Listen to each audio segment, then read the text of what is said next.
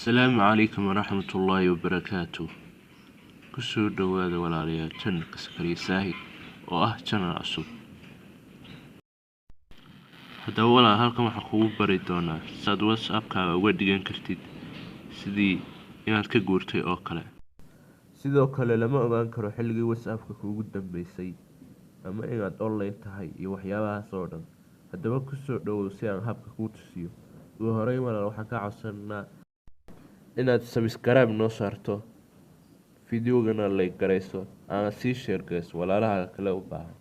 Fadlan kusoo dhawow muuqaalka. WhatsApp GB-gaaga ayaa soo kicinaysaa, kadibna waad ku dhufanaysaa. Kadib sida tamku u soo baxo ayaad waxaad taabanaysaa calaamadda balaaska hadda ku calaamadeeyay, taas ayaad taabanaysaa. Kadib markaad taabato waxaad ka sii taabanaysaa calaamadda kale meesha saxda ku qoranta.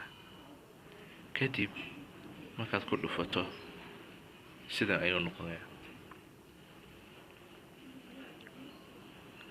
Kadib hadda WhatsApp-kaagii sidaas ayuu taariikhda maanta halka ay marayso ayuu ku istaagay oo dib dambe uma soo saaray online iyo offline iyo waxaa tahay waxyaabahaas dib dambe uma soo saarayo.